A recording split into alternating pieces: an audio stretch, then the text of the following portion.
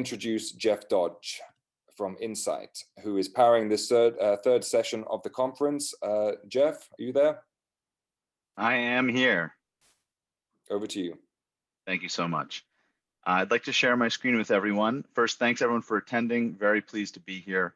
On behalf of Insight, I want to thank everyone for attending. I think this is an amazing event that IIFX has put on, and happy to share with you some of what Insight is doing to help organizations deal with this pandemic that we're all working our way through as we return to some sense of normalcy. Let me share my screen here. I can take over that screen share. So Insight has been around for about 30 years. We're a publicly traded global company. And today I'm going to be telling you a little bit about our partnership with Intel and the IoT Solutions Alliance, as well as how we're helping all sorts of companies in every imaginable vertical come back to some semblance of normal and work and play, as we like to say. Insight is, as I said, a massive company. We provide all sorts of intelligent technology solutions to every imaginable company across the globe. But the best way to tell you a little bit more about what we do, I'm going to let one of our customers actually share their journey with Insight in bringing their customers back into the workplace. The art of craft beer is a very intellectually curious topic. Having a beer with community is what craft beer is all about. We're trying to always look for new ways to bring technology in to help us get better. And it's exciting to have Insight as a partner to help us with that, because they've got the great technology that they're bringing to the table that we can implement.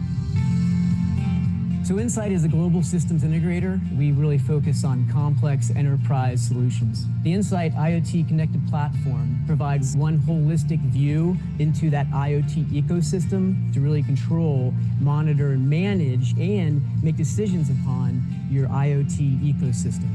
Prior to COVID, we were in discussions and we were utilizing some of the tools and technology with Insight, from the temperature monitoring of our beverage coolers and different critical components that we need to have eyes and ears on. With the COVID pandemic, it really kind of shifted, and they understood quickly that they could introduce what we call detect and prevent type use cases. So really putting things like thermal cameras on for temperature reading that really are going to help detect certain COVID-related instances and also prevent, to a certain extent, the further spread of the disease. The approach we took was, if I'm not comfortable going there, if I wouldn't take my family here, then why would I expect a customer to come here? So what Insight kind of brought for us was a way to take monitoring that we were already doing and really brought another level of it that let us monitor the health and safety of our customers and our staff as well. We were able to quickly pivot using an IoT platform for temperature control that was originally for food safety items is now temperature control relating to humans. We didn't have to have an on-site visit. We were able to measure certain things, help them build out the specs that they needed, all via Teams. I want this tool to work for our towns, our local schools, our local businesses. I think organizations are really trying to figure out how they can provide a safe environment, not only for their workers, but also for clientele. We are trusted on a daily basis to deliver a safe environment, and having the tools with Insight, with Microsoft, to deliver greater safety is paramount. So nothing better than a customer to tell our story rather than hearing it from me, but I will tell you just a little bit more about what we're doing in the areas of detection and prevention of the global pandemic. So if you're seeing my screen still, as I said, we have been around for 30 years. We can provide any imaginable technology component or solution to your organization. Specifically, my job is to build solutions that provide value in the IoT space. So the connected platform has been around for years, developing solutions for customers in the areas of cold chain logistics, industrial asset insights. But more recently, with the pandemic, we've taken this platform and used it to provide detection and prevention capabilities for our clients. I'm going to take you through two specific use cases that we use for our clients today that allow people to re-enter public spaces safely. These can be deployed in a matter of days, rather than developing a custom solution, which we still do for our clients all the time. And we can customize and configure these solutions to meet your specific needs. First, I'm going to tell you just a little bit about the thermal camera management solution, and then the contact tracing solution, which many customers are deploying now to help with rapidly contact tracing and being able to provide that information to their constituents. So as we think about detecting for symptoms of COVID-19, many folks are offering thermal cameras to be deployed to these spaces. One of the major issues with deploying thermal cameras, which are incredibly powerful and useful tools in and of themselves, is being able to manage those at scale.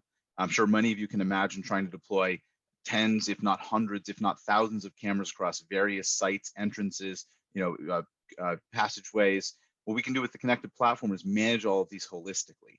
We can deploy advanced cameras that can detect up to 40 people entering a hallway at one time, so that we can actually report on everybody without disrupting the flow of traffic critically. You can have guests, you can have employees entering into your facilities and instantly capture information around any potential symptoms that are being detected from an elevated temperature perspective. You can have those alerts routed to one or more security personnel, HR personnel, or whomever is appropriate. And we can do that securely through authentication, multi-factor authentication, and report on the trends that are happening in your spaces. So you know week to week, day to day, hour to hour, if those are trending up or down, and take appropriate training precautions with your staff to be able to manage that situation. Next, I'm going to talk about contact tracing. Contact tracing is, people talk about it all the time. It's happening all around us all the time. There's a large manual contact tracing effort that happens at the government level, at schools, within your organizations, I have no doubt.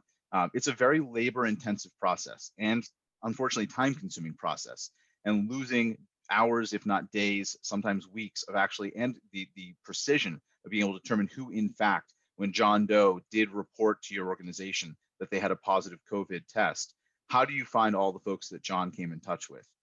A wearable solution such as ours allows for near instantaneous case creation. You can see these are real screenshots, mobile friendly, responsive, can be deployed to any endpoint that your users want to use. These instantaneous reports can be created by just clicking that create case button. We're providing both in-app and a savable Excel spreadsheet that's going to give you the name of every single employee or person, visitor included, that was wearing that wearable, their contact information, and how to get in touch with them to take that corrective appropriate action.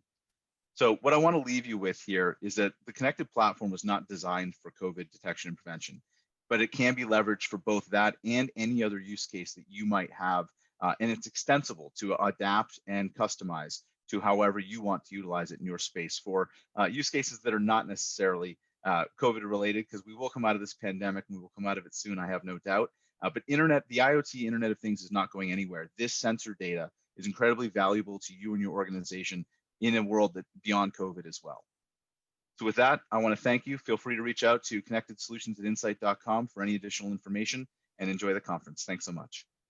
Thank you very much, Jeff. To all our participants, please visit the Insight booth in the exhibition area today and tomorrow. You can set up meetings and chat with Insight representatives at their booth.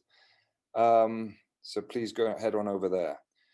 Now we're going to hear from a panel of distinguished speakers. Let me introduce them. Matt Castell is the president of the Stadium Managers Association in the US. We've got Police Captain Eloise Brazi, Deputy Head of the Safety and Security Police for the 2024 Olympic and Paralympic Games in Paris. Bonsoir to you, Eloise. And Paolo Gomez, a Senior Program Manager for the Council of Europe. Our panelists will discuss what have sports and entertainment organizations learned from COVID-19 as we go forward. The panelists will discuss, will provide different perspectives from the venue, event, and government and state levels. Each affects and is affected by the other. So I'd like to hand over to Matt Castell. Matt, please introduce yourself and share your perspective on this topic, please. Certainly. First, thank you for having me here today. My name is Matthew Castell, and I'm the president of the Stadium Managers Association. We represent over 400 stadiums, mostly in North America, but Europe as well. And on top of that, I'm a stadium manager myself. I manage Oriole Park at Camden Yards, the home of the Baltimore Orioles. So it's my pleasure to be here today and sort of have a few takeaways of what the sport and entertainment world learned from COVID-19. The first point I wanted to talk about, the Wall Street Journal actually did a study of the exact same topic about 3 weeks ago and came up with 4 bullet points that I thought were worth talking about. And those bullet points were mostly from the player development or the player standpoint, but they work well for really any point of sports and entertainment as well, and even the venue and stadium side. And if you go to the next slide, and there you see it now, their first takeaway was bubbles work. Obviously, the NBA and the National Hockey League had bubbles this year, and they worked extremely well. And bubbles are unsustainable over the long haul. So they suggest act like you're in a bubble. if you can't be in a bubble. And what that means is just having COVID-19 protocols, good ones in place, and then following them. The second takeaway they found is the testing, the more you do, the better. And the third and fourth tips they came up with are sort of go hand in hand. The third one is pandemic fatigue is real. They found when players and entities in the sports and entertainment world got COVID-19, it was usually because of pandemic fatigue, where people just got sick and tired of following the rules and broke them. And that's when COVID-19 got into a facility or an organization. And then one of the biggest surprises, takeaways from them was they originally thought that player-to-player contact would be a COVID-19 spreader, but they really found it was when those rules and protocols got broken, an outside entity sort of brought COVID-19 in. So those were their takeaways, and I thought they were excellent and worth noting. The next thing that I wanted to talk about is location matters. We all know that COVID-19 is by all means an international crisis, but response and laws and regulations dealing with it can change dramatically depending on your location. In the United States, it can change dramatically from state to state. From even inside of states, it can change from county to county to municipality. So it's not only is it an international crisis, it's a regional one as well. And just think of how large organizations, how tough this may be to deal with. Take the Disney Corporation, for example. In Disney World in Florida, they're open for business, but under a certain set of protocols. In Disneyland in California, they're not open for business. And then their properties in Europe and Asia, they have different protocols. So because of that, it makes it harder for us as an industry or industries to come up with one universal set of best practices, because it may depend on your location. And then the next one thing I want to talk about is probably obvious, but it's worth talking about. The smaller the organization you are, the less likely are to survive or struggle more with COVID-19. In the sports world, Major League Baseball, the NFL, the NBA, they'll get through COVID-19. It'll be a challenge, but they'll get there on the other side and they'll be fine. But for smaller organizations, it's a huge threat to their survival. Already in the United States, we had the XFL, which was a renegade football league that COVID-19 basically put out of business. So, and the reason for all this is because obviously large organizations have some built-in advantages. They have better supply chains. They have more capital, and they also have in the sports league, they have TV revenues, which they can do whether fans are there or not. So again, the smaller you are, the more tough this is to survive. And on the next slide, I want to talk about how COVID-19, and just recognize this is the largest transformative event in the stadium world since 9/11. If you recall, with 9/11, stadiums became secure fortresses almost practically overnight in response to that crisis. And what I want to point out about that is 20 years later, it's been an evolution where each year those security protocols keep increasing every year. And I think the same thing's going to happen with COVID-19. Even after the pandemic fades, we're going to change a lot of things in the next year to meet the COVID-19 crisis, but it's just not going to end after this year. For the next foreseeable future, we're going to be updating our standards and procedures on how to deal with the next pandemic when that one comes along. So it'll have a big ripple effect and it'll evolve over the years. And just, it's been so transformative. It's even changed the basic language of the stadium world. Prior to COVID-19, we had a housekeeping janitorial staff. Now it's a public health and sanitation staff. Security has now become public safety, and they're taking temperatures, and they're mask policy enforcers, and even the food and beverage world has changed dramatically in this sports and entertainment world. Prior to this, everything was one price buffet, and now it's cashless and grab and go. So the world has changed a lot on a dime, and that's certainly reflective in the stadium world. The next slide talks about how some bad news. Initially, it'll cost a lot more to make less. I speak to a lot of stadiums and facilities, and some of them are reporting it's costing anywhere from $500,000 to $1 million additional to open up to reduce crowds. That's a large sum, and that's not including some increased ongoing expenses such as sanitation and security. That you look at it, and sometimes the return on investment may not be there yet to open up your facility, your sports and entertainment facility. But at the same time, it has to be done to show your customers and your fans that it's safe to come back, and if we're going to do it correctly, and it's like I said, safe to come back. And by doing this in the long haul, you will get that return on investment as people come back. If you go to the next slide, I want to talk about how I believe personally that COVID-19 and this pandemic is going to change future architecture in sports and entertainment in ways we may not even imagine yet. It's going to be a massive change. We're already looking at how fans and customer seating, does that work? Locker rooms and suites and premium areas as they're set up, is that still viable in a pandemic? And you can look at certain things like public restrooms, and they're going to have to change, because I can tell you right now, the way they're set up do not work. Certain things are really going to change a lot. Obviously, every stadium is going to touchless, more signage the better. And technology is very important. And I think you'll see all these things show up in future designs of stadiums. And when we go to the next slide, we had Jeff Dodge talk about contract tracing and technology. And I think that was very timeless, because even before COVID-19, technology was increasing more so than ever. COVID-19 has just accelerated that trend, and technology is going to be a friend of ours and help us get through this. Overnight in the sports world, journalists and sports writers went from interviewing players in person in the locker room to Zoom press conferences. Paper tickets became a dinosaur, and everything went paperless. People are pre-ordering food and beverage via phone. We talked about contract tracing. And in the baseball world this year, the broadcasters didn't travel with the team anymore, which is a huge shift. These stayed in the home ballpark and broadcast using the visiting team's feed. And really, to the fans at home, I don't think they noticed the difference. And there were a lot of cost savings with that. So technology is going to be our friend to get through this. And then if we go to the next slide, which is the last slide I had, some of the things I talked about here may sound negative or be negative, but I think there's some good news out there, and a lot of good news.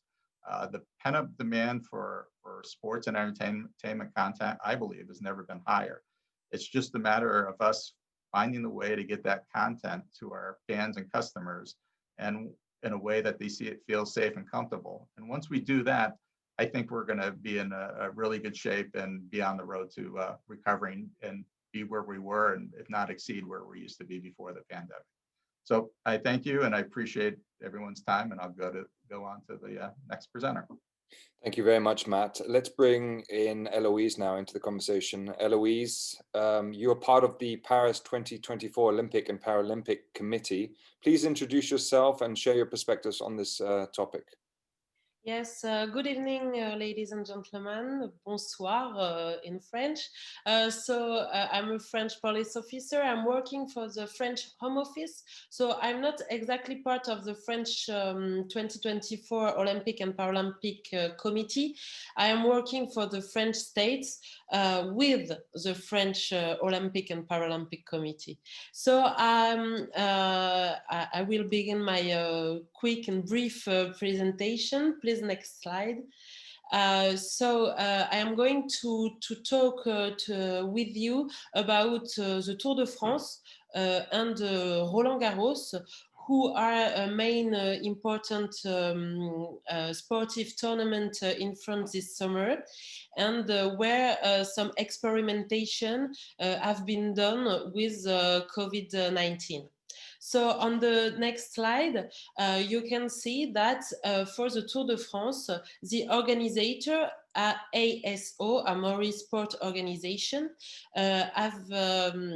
had provided a specific protocol, sanitary protocol, who was based on three main sanitary principles. The first one, it was a very important and important test policy. So that means a certificate and a negative COVID screening test certificate had been the necessary condition for obtaining accreditation to join the Tour de France ecosystem. The accredited person must also comply with the sanitary measures put in place by ISO during the entire stay on the Tour de France. A mobile laboratory with testing capacities of 50 people per day will be set up. In addition, tests can be carried out locally at identified screening centers. Two other tests for the racing bubble will be carried out during the rest of the day. The second main sanitary principle was the contact tracing, monitoring of entries and exits in private spaces and places of accommodation and all accredited populations. And the third main sanitary principle was the creation of hermetic sanitary bubbles.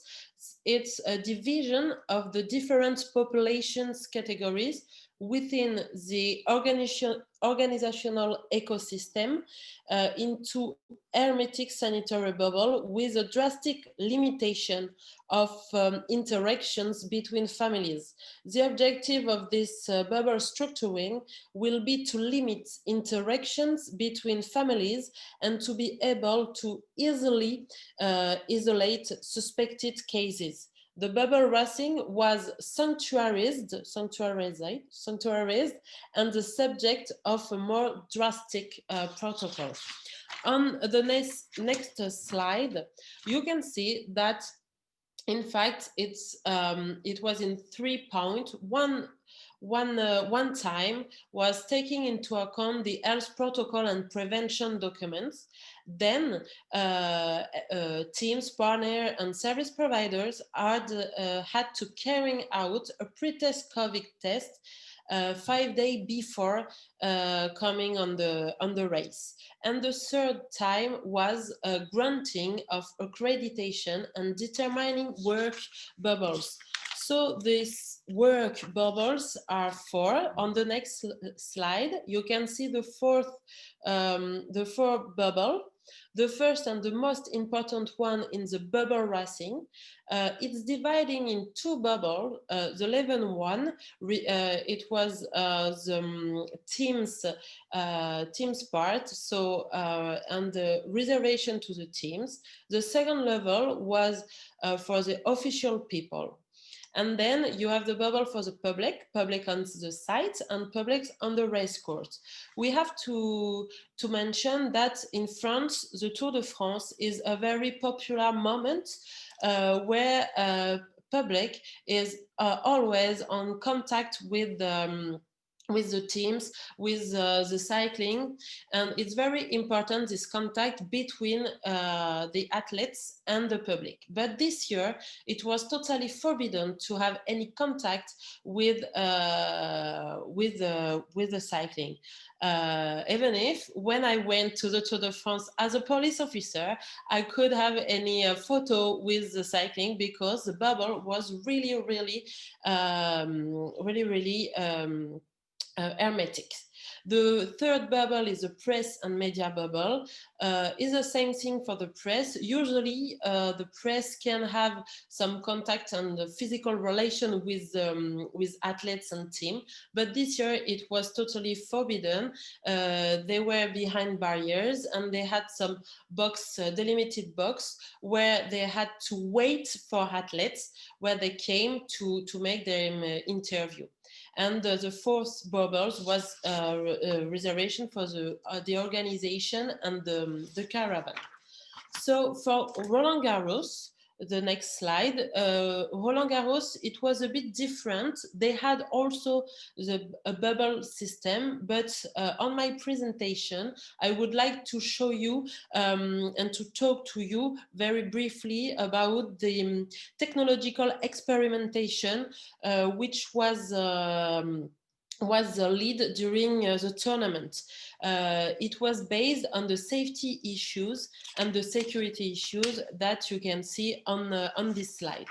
The most important part of this technological experimentation, you can see on the next slide, was about the facial recognition and how to permit this facial recognition even if people was wearing masks. So they had a lot of tests and it functioned very well this year. And the recognition was mainly done at eye level. And it was very, very interesting to observe this part.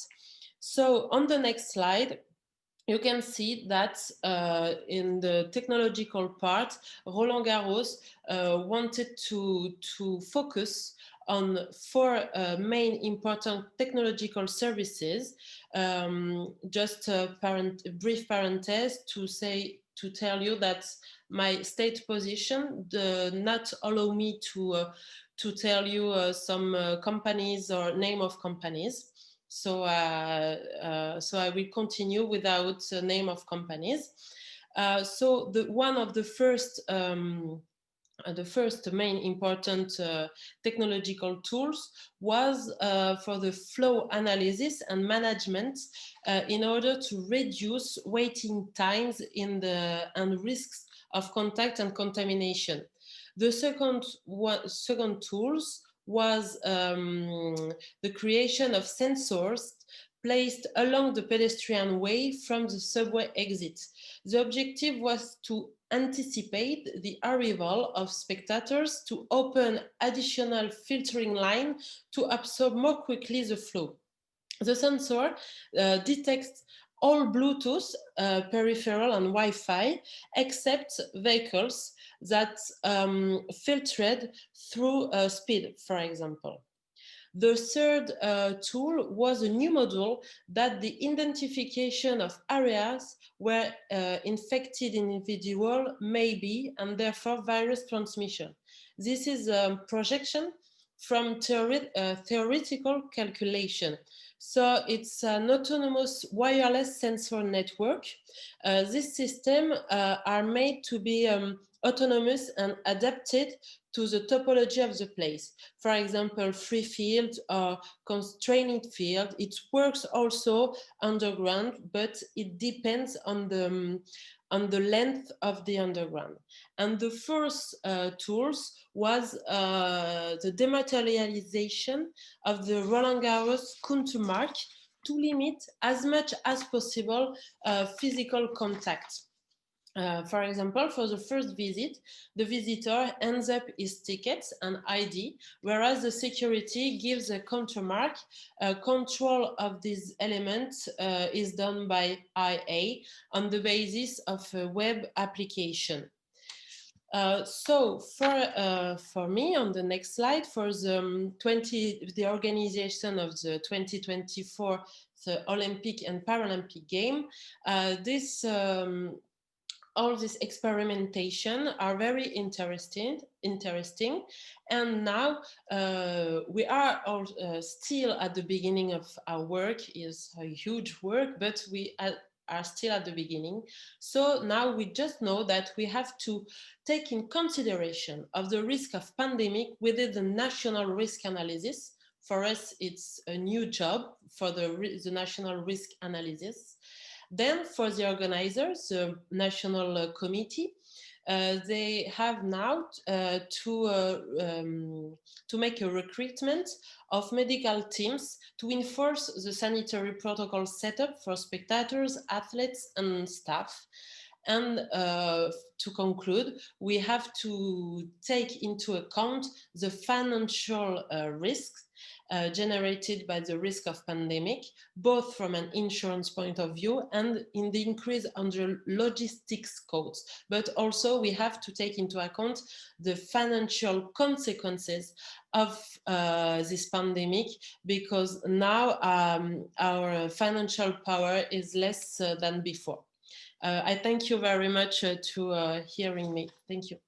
Thank you very much, Eloise. Our next panelist is Paulo Gomez from the Council of Europe. He has a unique governmental perspective on safety, security, and service, and how the pandemic has affected the right of assembly and human rights related to mass gatherings like sports and entertainment events. Paulo, please introduce yourself and share your perspectives. Thank you, Ross. Good evening, ladies and gentlemen. I'm very glad to be able to share with you the experience of the Council of Europe in dealing with the triangle. I'm going to speak about three aspects that make a perfect triangle: human rights, sport, and the pandemic. We remain in France, so I'm here in Strasbourg. I'm a police commissioner from Portugal. I'm seconded to the Council of Europe, dealing with international law and most particularly with the sports conventions. Can we move to the next slide? So the Council of Europe is all about values and human rights. So the three main pillars of this international organization that covers all Europe: it's human rights, democracy, and the rule of law. It is known as the watchdog of human rights in the European continent. Next. So this is our area of jurisdiction. So the whole Europe, including the Russian Federation and Turkey, Ukraine. So it goes from Greenland to Vladivostok. Next slide. The Council of Europe, as I said, is the common house of human rights in Europe. It has the world's most advanced international system for protecting civil and political rights and liberties of European citizens. This system is based on the European Court of Human Rights, the European Convention on Human Rights, and then more than 200 other international conventions that deal with many different aspects of society. Next slide. Among the most important conventions that the Council of Europe has, we have the 4 sport conventions. One from 1985, which is the Spectator Violence Convention. Another one on the doping area, the Anti-Doping Convention. A third one on match fixing that is quite recent. And the most innovative and recent one that I deal most particularly is the Saint-Denis Convention, which deals about an integrated safety, security, and service approach at sports events. Next slide. This Saint-Denis Convention, it was open for signature 4.5 years ago. It entered into force in the end of 2017. And it is going gradually, it will replace the old, very old 1985 Convention on Spectator Violence. As usual, these conventions have a committee that is the monitoring body that follows the implementation of the convention in the states parties. But in the case of the Saint-Denis Convention, we also have a recommendation. It's a very huge document, which is very practical, very operational. It's a compilation of many good practices in the fields of S4, as we call it: safety, security, and safety, security, and service at sports events. Next slide. The added value of this brand new convention is, in fact, that this is the only legally binding international text in the world in the field of safety, security, and services at sports events. Like many other conventions of the Council of Europe, it's very much based and oriented to the values, the 3 values of the Council of Europe, and also very much based and oriented towards human rights, the protection and the promotion of human rights of our citizens. It establishes also the most important or the highest standards in the field of S4. And it is a unique international treaty because it advocates an integrated, balanced, multi-agency approach between all the relevant stakeholders in this field. And last but not the least, I can tell you that this convention is not only applicable in the European countries, but any country in the world can join it and can apply its principles and its standards. Next slide. Human rights, of course, are very much at stake at sports events in general. I just mentioned the right to life, the right to liberty and security. They are very much at stake in when we talk about sporting events. And that's why the Saint-Denis Convention is so important, because it protects and it promotes human rights of all participants when it comes to sports events, no matter what is their nature or their size. And I mean all participants, including athletes, all the staff, police, firefighters, private security, and all spectators. Everyone is protected by this convention and by the European Convention and, of course, the European Court of Human Rights. The aim, it seems a bit utopic, but our main goal, ultimate goal, is that every human being in this world could be able to enjoy common minimum standards in the field of S4 when they are participating, no matter what their nature, when they are participating in a sports event, because it's all about having universal human rights. The condition for this is that all the relevant stakeholders in private and public side can work on a very balanced and integrated multi-agency approach. Next slide. When pandemic arrived, of course, we noticed that the Council of Europe should play an even more important role because of its added value in terms of promotion and protection of human rights. When we are dealing with a crisis like this one, of course, many countries felt the need to derogate and to restrict several fundamental rights and liberties for the sake of public safety and public health. So many many individual rights and liberties had to be restricted and derogated. And that's why the role of a watchdog of the Council of Europe is more important and more crucial in times of pandemic or in times of any other crisis. Of course, we also have this important role of monitoring the situation in our states. That's why we ran a survey this summer to assess the situation of the impact of COVID-19 in S4 area. Next. So we questioned 29 states and 4 sports organizations across the European continent, and these are some of the results of this survey. The measures and restrictions that were imposed in these 29 countries across Europe were mostly the restrictions of public gatherings, and the sporting events were very much affected for these restrictions. Of course, there was also social distancing, cancellations of flights, border closures, isolations, and quarantine. So these were the most important restrictions imposed in European countries, and they very much impacted on sporting events. Next slide.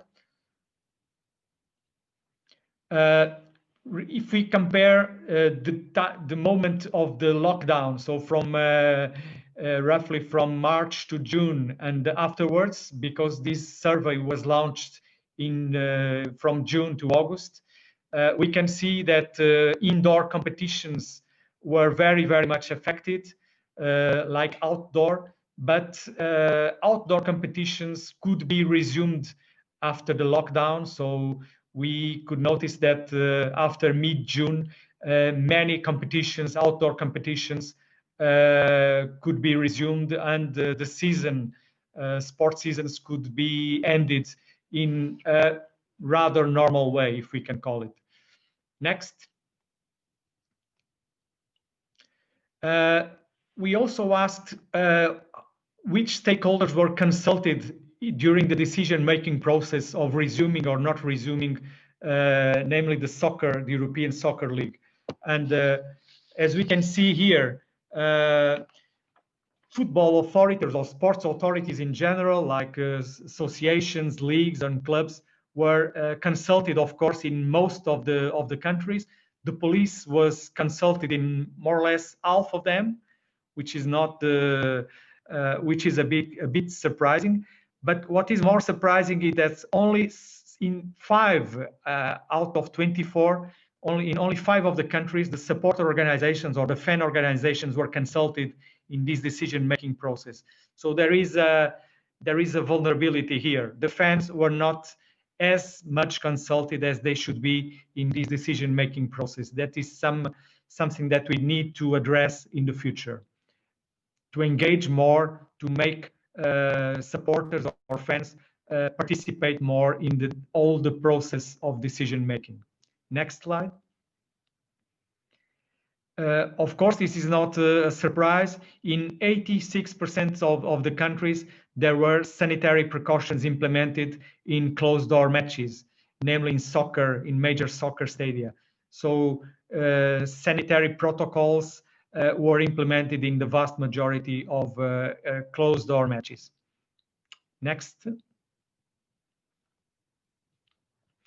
And these sanitary measures, most of them included, of course, limited numbers of persons inside the stadium, separation of players in their journey to and from the stadium, and also the pre-testing of all participants and individual protection kits for safety and security personnel, police and stewards and private security. So these were the most important sanitary measures. Next slide. In terms of participants, maximum number of participants, including supporters or fans, we have an average of around 100 and 150 participants in stadia, and we are talking about stadiums that can have between 10,000 and 90,000 spectators. So it's a very, very reduced number of participants, between 100 and 150 in average. Next one. As regards the public and private security, the numbers were also very, very low. So we have an average of 20 police officers inside the stadiums and around 50 private security or stewards officers working also inside stadium. So very, very low numbers for closed door matches. Next one. Outside of the stadium, because this was an integrated perspective, so we looked, of course, inside the stadium, but also the vicinity of these sports venues. And of course, the most frequent measure that was taken was to forbid gatherings of supporters or limit their number in the vicinity of the stadiums to ensure social distancing. Next slide. The measures in favor of fans to compensate the restrictions of access to the matches. In most countries, no measures were taken, which is impressive. And we would say that the 2 most important measures that were taken was free TV broadcasting of matches to compensate them, and also in 3 cases, the drive-in public viewing areas. Next slide. The good news is that in most of the cases, there were no incidents reported by police authorities. There were some illegal gatherings or some violations of sanitary protocols, and that's all. Next slide. This is a table of the, according to the European country, a table of the period when the season was closed and was resumed. In most cases, the soccer season ended in June or July, and then it was resumed. The new season started 1 month after, in August. And it started because we were coming back to the new normal. It started with the possible normal context. Next. So in general, we can see that most competitions were canceled during the lockdown, but many resumed under the possible normal circumstances, even with restrictions. The conclusion of most respondents to this survey was that they are now more resilient and better prepared for these contingencies and for the second and third wave of this pandemic. They feel that there is an important commitment to cooperate between different stakeholders. And they also agree that the best recipe to overcome this crisis is, in fact, to have a globally coordinated, an integrated, and a multi-agency approach with everyone supporting each other and sharing good practices and lessons learned. Next. So the key challenge, of course, for states is to reach this difficult balance between collective interests and the individual human rights, the protection and the promotion of individual human rights. And of course, another challenge, as some colleagues mentioned before me, is to keep these adapt the measures to the concrete circumstances of time and place, because a stadium has different physical and safety management features, and so the measures should be taken according to the concrete circumstances of that concrete infrastructure.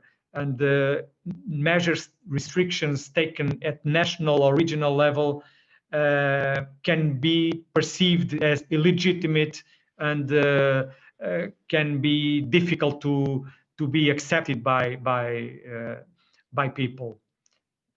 The crucial thing is to ensure dialogue and avoid working in isolation, and to see if the decisions, to weight the decisions and their implications in the medium and in the long term. Next. Now we were progressively returning to the new normal, and we are now stuck again with the second wave across Europe. So we have many challenges ahead of us. But the last message I would give you is that if countries and other organizations can join or participate in the activities of the Saint-Denis Convention and its committee, they can benefit from the standards, from the monitoring, and from the support and assistance of the Council of Europe. And by doing so, their citizens, their nationals, can better enjoy common high standards in the field of S4, and can benefit from the jurisdictional protection of their fundamental rights and liberties that can be provided by the European Court of Human Rights. So thank you very much. The last slide is about our e-learning courses. So all of you are encouraged to follow these two e-learning courses, and I can assure you will have a certificate at the end. Thank you very much, and I will be glad to answer your questions. Thank you again. Thank you, Paolo. Let's bring Eloise and Matt back into the fold here. And I'd like to jump on, Paolo, what you were saying about not enough is being done in terms of the consultation with the fans. So a question to all of you, if we can start with you, Matt, in terms of the how you're bringing fans into the equation, and what sort of conversations, what exchanges are taking place. Well, a lot of times that's with the individual stadiums and organizations. They're trying every means possible to get a hold of them via online devices. Their websites are very important, especially when they're opening up back again to share the rules of what can be brought in, mask has to be worn, whatever needs to be done. And some of them are trying to get clever and have had success with creating specific apps that fans and customers can download to keep in communication, keep up to date of what is the latest news, and to so they know what to expect when they come back out again. And Eloise, is this are you taking this into consideration for the upcoming events in France? Sorry, can you repeat the question? I didn't hear you. Are you taking the fan experience into consideration for the events? Oh, to my mind, yes, because I know the fun experience. So I try to talk about that around me. So I hope it will increase with month. Yeah, yeah. And Paolo, so it was your point originally, but where do you see this this growing? Yes, in fact, this is perhaps I would dare to say this is the main challenge we have ahead of us to improve the communication and dialogue with our fans. This is the third pillar of our Saint-Denis Convention. It is the service pillar, where we try to develop the dialogue and communication, and therefore better engage the fans in all the stages of a sport event, from the planning to the holding of the event and the post-event. So they should be seen not as a problem, but as a solution, as part of the solution for the success of the event. We are working for them, so they are the reason, they are the ultimate goal of all our work. Without them, the events cannot take place. So we should take them into account in all the stages of an event, from planning to the post event. And I stress again, we need to do a lot in terms of creating mechanisms to make them feel more engaged and more participative in this decision-making process. This is the only way. But there is still a lot to do in this field. Yeah, I think it's a very important point. Matt, as the president of the Stadium Managers Association, are there any major operational differences under COVID-19 conditions between sports and entertainment events in the same venue that event planners and venue operators should be aware of? But I mean, the differences are dramatic. And you mean before COVID-19 and now? Was that what you're asking? Yeah. Oh, I mean, it's just dramatic. Everything has to be thought through. I mean, a lot of teams have, for instance, put up plexiglass between suites, so suite balconies, so fans aren't interacting with other fans. Mask policies are in place almost universally in stadiums where they're allowed to open up. Everything has changed. Queuing for food and beverage, how restrooms are set up. A lot of places in the United States where there's public restrooms for sporting events, they have to close off every other sink and every other facility toilet, so there's no people getting within close to one another. Teams are putting up signage and putting a lot of thought, and stadiums are putting a lot of thoughts of how to queue people in and out so they have less contact with one another. It's literally changed almost every part of attending an event, and stadiums are working hard to do this in a way that makes it fan friendly. So when you come out, you can still have the same experience. There's been a lot of they have to social distance seating as well. So a lot of times stadiums have to zip tie seats closed so fans don't cluster seating and violate the social distance rules when they sit. So it's just been from A to Z. It's been everything, but I think stadiums have been on top of it. And I think the fans who have come out have felt pretty safe and comfortable coming out in the post-COVID world, that we're taking care to treat them well, to keep them safe. And is there an operational difference between those sports events and the entertainment events at the same venue? Well, I think it's all the same. I mean, obviously the talent is different and how that's set up is different, and maybe the type of crowds that you have are different, but it's the same general principle. And for a lot of primary sports stadiums, usually the concerts and other entertainment things were sort of not that they weren't significant events, they certainly are, but they were added on. But there hasn't been, in the United States at least, a whole heck of a lot of concerts and that type of thing open up yet, because of the mass gathering aspect of it. We've got a question from our participants here. What lessons can be implemented now to help venues prepare for the return of large crowds and mass gatherings? Eloise, you're on mute. Yeah. Yes, that is a very important challenge. I think for the moment, only Roland Garros in France tried to answer to this question with a facial recognition system based on the eye level, with the possibility to compare a photo on the ID or passport with a facial recognition with a mask. So I think it will be a huge challenge for the owner of venues, because it will be a huge cost, supplementary cost to manage our new safety, a new vision on the safety and the security.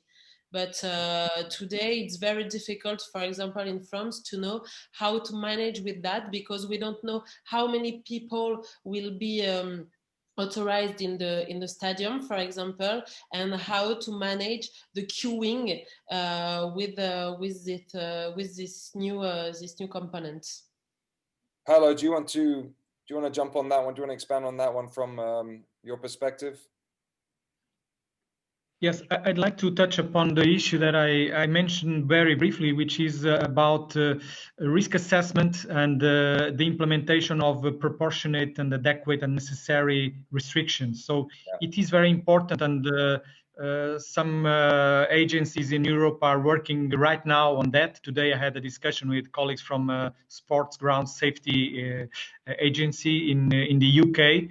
And they are working on this to try to establish standards in terms of risk assessment, to determine, according to the nature of the event, the place where it is, where the stadium is located, the conditions of the stadium, the physical conditions of the stadium, and also the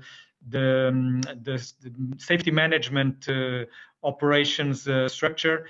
It's important to adapt the restrictive measures to the concrete features of the event and of the stadium. So to ensure that all participants feel that the restrictions to their fundamental rights are balanced, are adequate, are proportionate, and they feel it and perceive it as legitimate and accept it naturally, without creating any kind of incidents. That's the main issue for me. Absolutely, it's very important. And that segues nicely into another question that we've just received from our participants. How have you approached striking the balance of creating a safe atmosphere for fans with all of the health and safety protocols that are now in effect, with creating an enjoyable fan experience, fun stadium environments? How difficult is it to strike that balance? Is that open to anyone? Yeah, it was very, very difficult. Yeah, absolutely. Yeah. Matt, do you want to... Yeah, I would say it is difficult, but I think that there's a couple of key elements. Communication and organization. If you can communicate out to your fans, customers, of what the new regulations, rules are, at least they have expectations of what's going on. So it's sometimes when people don't know, when they get there and find out that the stadium's now cashless and they don't have any credit cards with them. So as long as they know the expectations, I think that helps. And the more organized the venue or event is, the better too, because then, you don't spend a lot of time queuing people in and that sort of thing. And I think once you're able to do that, both communicate effectively and be organized, that will help the fan experience. Eloise? Yeah, and Yes, to answer to this question, to try to answer to this complex question, I can talk about the Tour de France experience, because it's really a popular moment in France, where everybody is together and it's a big party in all the country.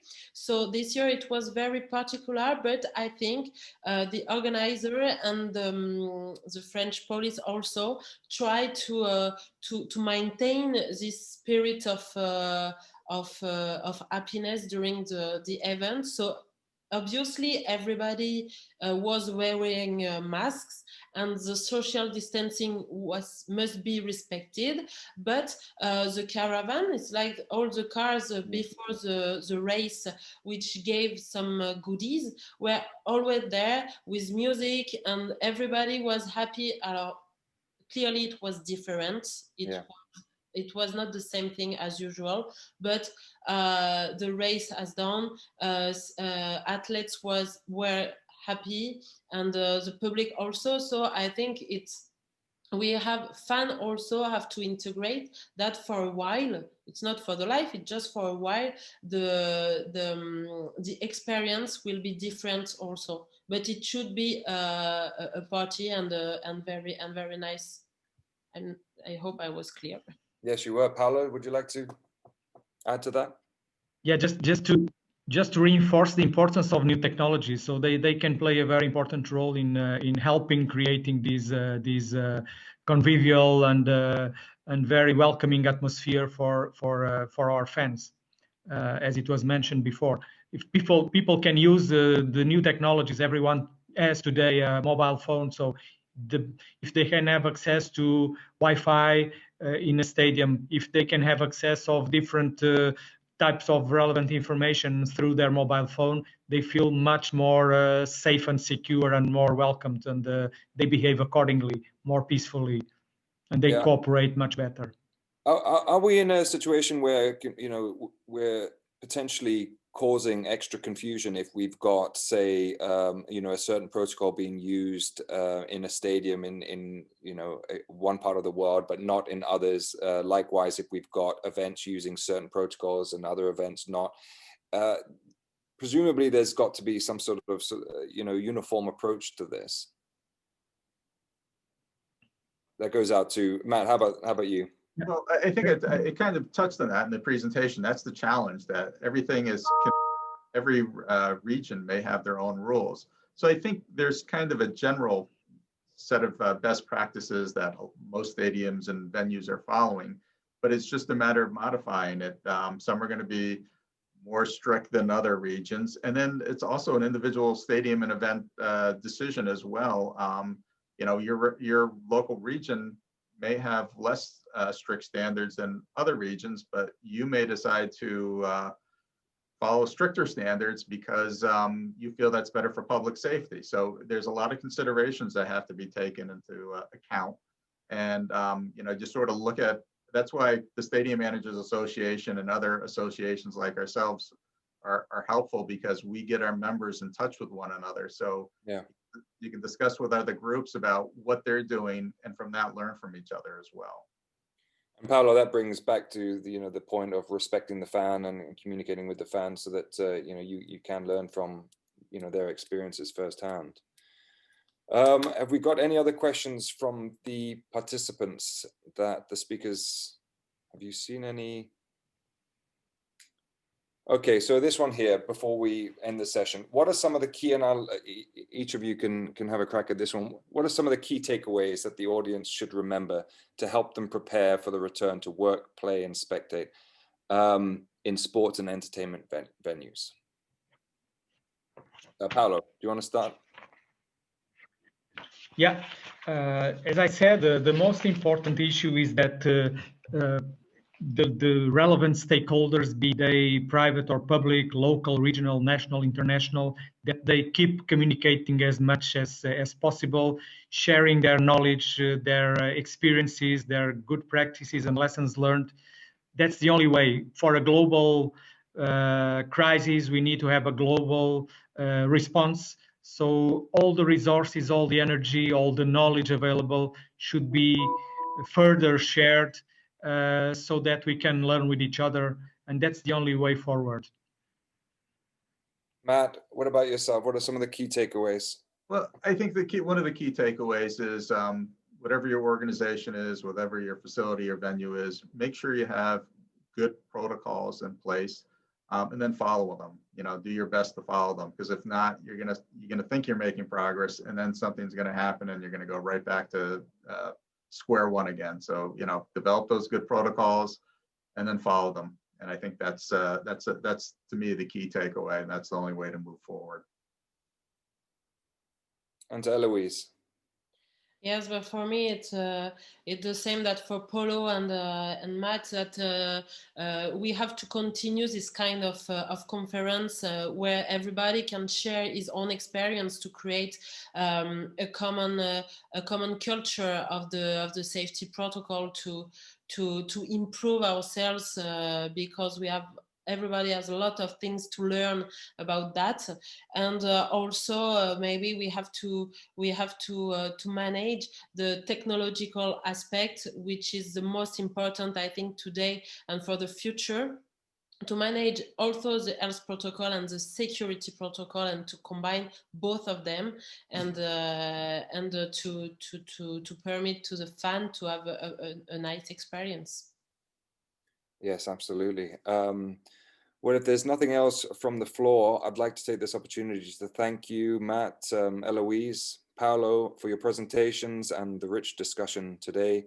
There are many different things that venue operators and event planners and managers must consider before they return to work, play, and spectate. This is clear. We look forward to more fans returning soon.